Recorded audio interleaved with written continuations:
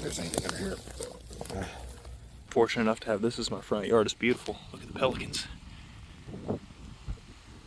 Cool stuff. But yeah, I was down there flipping some rocks. I found this. This is a Brahminy blind snake. Unfortunately, this is an invasive species. I don't even know if you would call them invasive. They're more just introduced. All they really do is eat ants, which most of the ants around here are invasive fire ants. And they pop up in weird places all over the US. I've only seen a handful of them. And this is my first one in the Panhandle. Usually I see them in South Florida, so I'm pretty sure you can find them as far north as South Carolina. I might be wrong on that. I know you can find them in Georgia. We do have blind snakes that live in the US, out west, but those are native. This guy is not native. You can see his scales there a little bit. Kind of got a purplish belly. There's his face and a little tongue flicking. Cool species. You can see you can't really tell the head from the tail unless you pick them up and look. All right, I'm out here cruising for pine snakes. This looked a lot like a pine snake in the road. Oh my gosh, that's beautiful. Not a pine snake, but a welcome sight nonetheless. A beautiful corn snake. What a beautiful snake. Before we touch him, I'll just give you a really good look at him because he's sitting really nicely. I've cruised diamondbacks right here before in this same area. I guess it was about a year ago. I cruised a baby pine snake right here.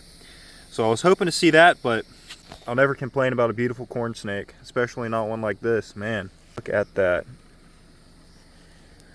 What a snake. I'm not going to spend too much time with him because I want to do some more cruising. The snakes are definitely moving. Look at that animal.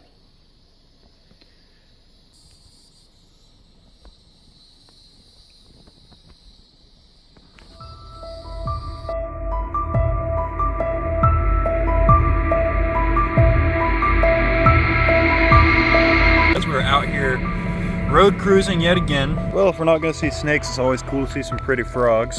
The green tree frog.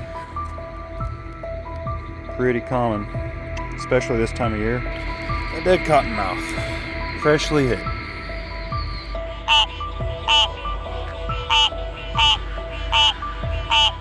Corn snake, very dead. Lots of gray tree frogs calling. Look at that. They can be common in some areas, but they're a beautiful little frog. They look just like lichen. Oh no! Let's see if we can grab this guy. But they have these beautiful yellow thighs. So here's the other tree frog that's calling. This is a squirrel tree frog. They can range from green to brown. They can change colors. I also hear a narrow-mouthed toad right here. I see him.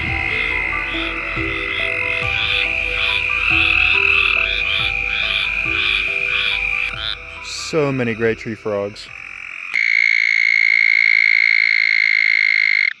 First snake of the night, banded water snake. They're kind of stinky. So I'll probably just leave the guy to it. He's going along slurping up all these frogs that are out here breeding. We'll let him do just that. He doesn't seem too bothered by me. And we'll see if he's got any buddies hanging around. Pretty cool to watch him hunt though. It's a rabbit.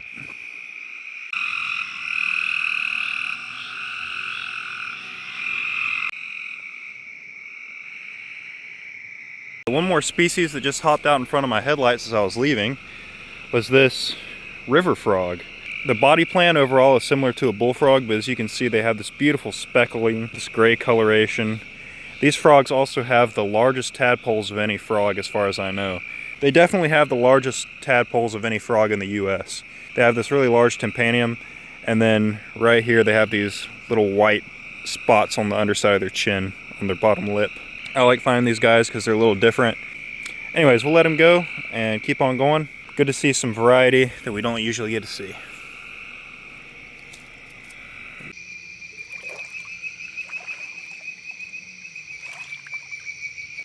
So these frogs calling here are bird voice tree frogs. And I've never seen one before, so I'm gonna try to spot one. Oh, right here. This is my lifer bird voice tree frog. So as you can see, overall it's very similar to the gray tree frog in appearance.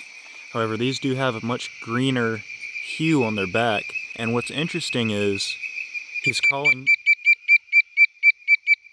He's calling from that greenish lichen right there. It's blending in perfectly.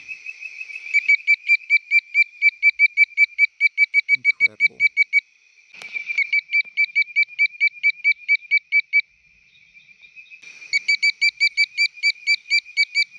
Here's another one.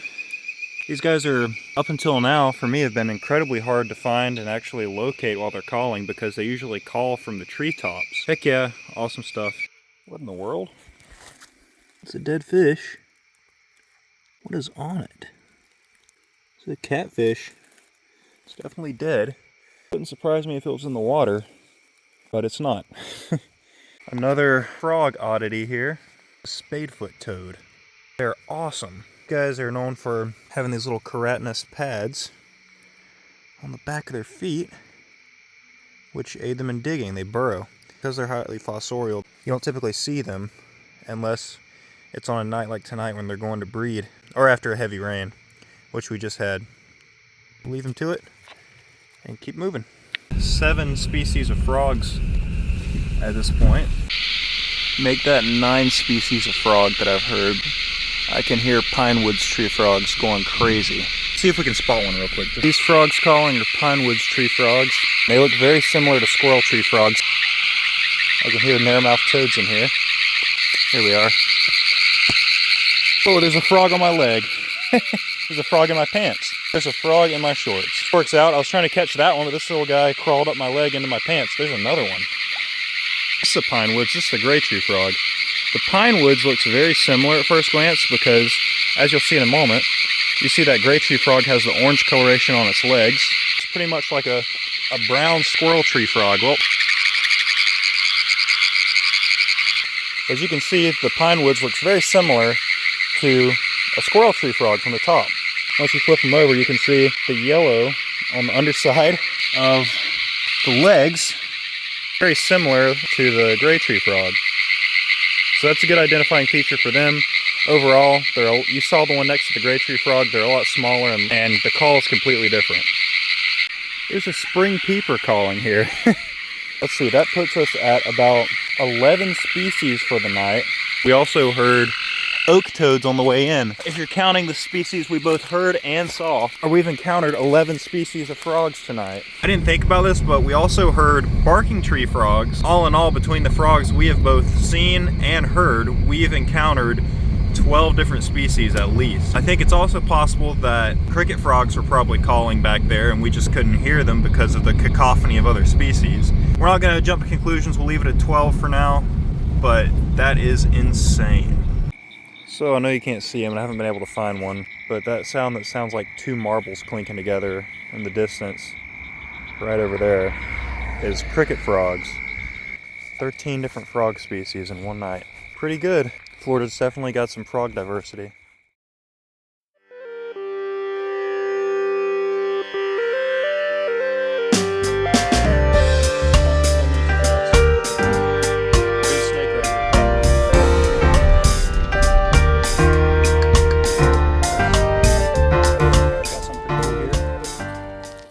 Eastern garter snake, and it's blue. Now you might be asking, is this a blue stripe garter snake?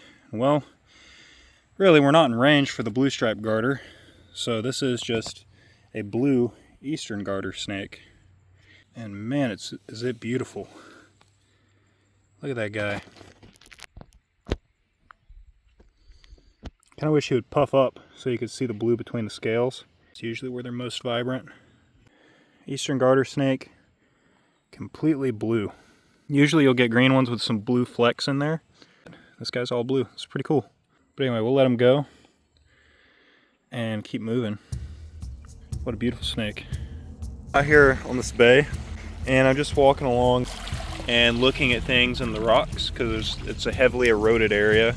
Pretty cool layout of the history. Right here, we have what's known as a hurdy cup, and these were turpentine pots that were put on the side of trees to collect the sap that was turned into turpentine from the longleaf pine trees, and they would use it to waterproof ships and sails and things like that.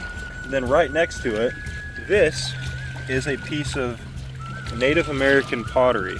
You can see the pattern that's been etched into it there. I'm not sure how they did that actually. It's very geometric and perfect looking. But you can tell it's indigenous pottery because it's made of the same kind of clay that you find around here. That's a really neat piece of history. Two pieces of history right next to each other like that from the main industry that was used by European settlers when we got here. You got Native American pottery right here. Both really neat pieces of the past. This is a lot cooler to me because I find pieces of hurdy cups all the time, but this pottery is amazing. What a cool thing to see. There's a piece of pottery. In the state of Florida, you're not allowed to take pottery or any artifacts from the waterways of Florida or any state-owned public land. We don't get to take this home, but really beautiful, cool piece of history. And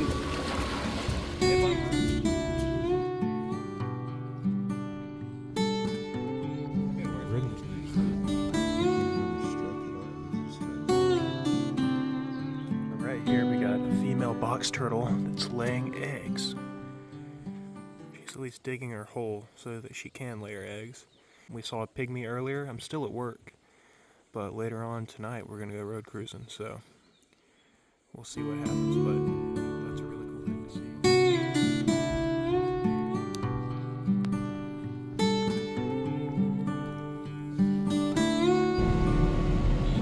Oh yeah. Good old Boxy. What are you doing? That's not the way you're going. Come here. He's got mosquitoes all over him. Look at that. Ugh. Killing some of them. There you go. Actually, I'm gonna put you down here. There you go. First road cruise snake of the night, or of the evening, is a cottonmouth. Oh my gosh, look, it's chasing me. Even if I stand in front of him, he doesn't really want to go toward me.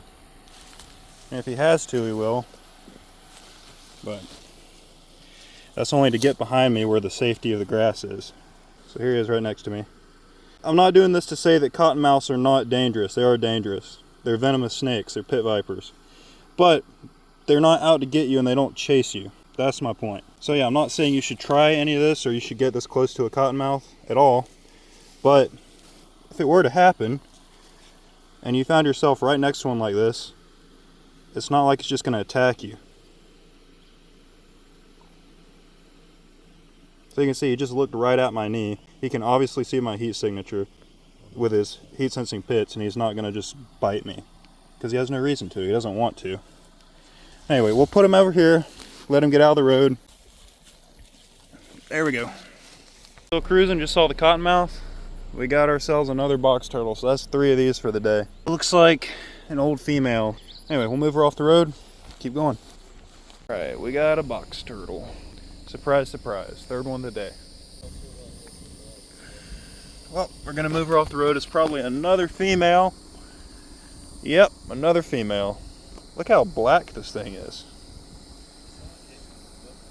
All females out today, going to lay eggs probably, or getting ready to. There you go, girly. Have fun. All right, we got our next snake since cottonmouth. It's a ribbon. Classic. That doesn't surprise me one bit. Looks kind of fat in the back end here. I think it's gravid. Yeah, it's gravid, look. See the little bumps?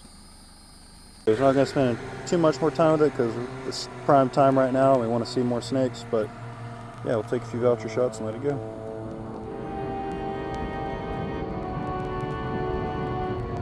Alright, first snake of the night is a cottonmouth. It's a pretty one.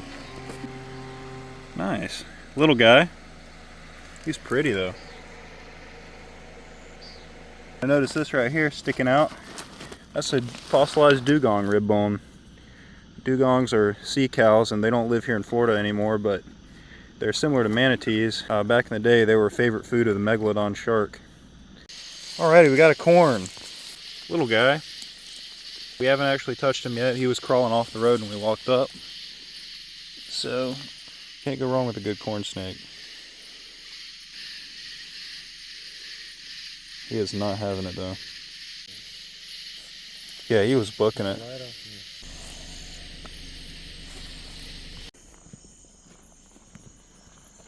Ribbon. Come here. Another ribbon. He's chasing you. We just found the find of the night. Oh yeah. Holy moly. Wow, that's a behemoth of a scarlet snake. Wow, might be the biggest one I've ever seen. Holy crap. Here's my hand next to this thing.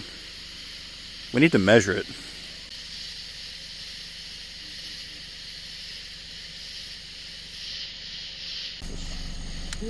I'll stretch him out. He's so smooth. Yeah. Look at that. Look at that iridescence. Flexible, that helps. It's going to be a rough estimate. 50 to 60 centimeters. Where my shirt is. Feeling so chill.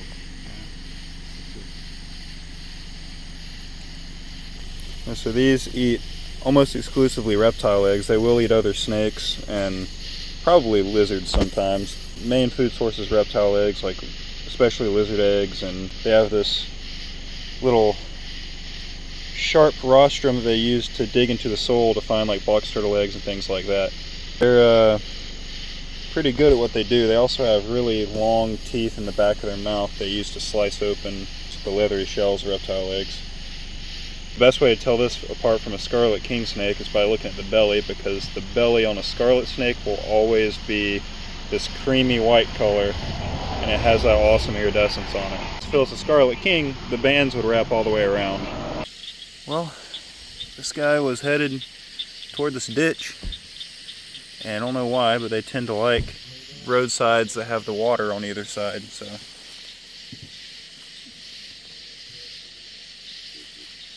He goes.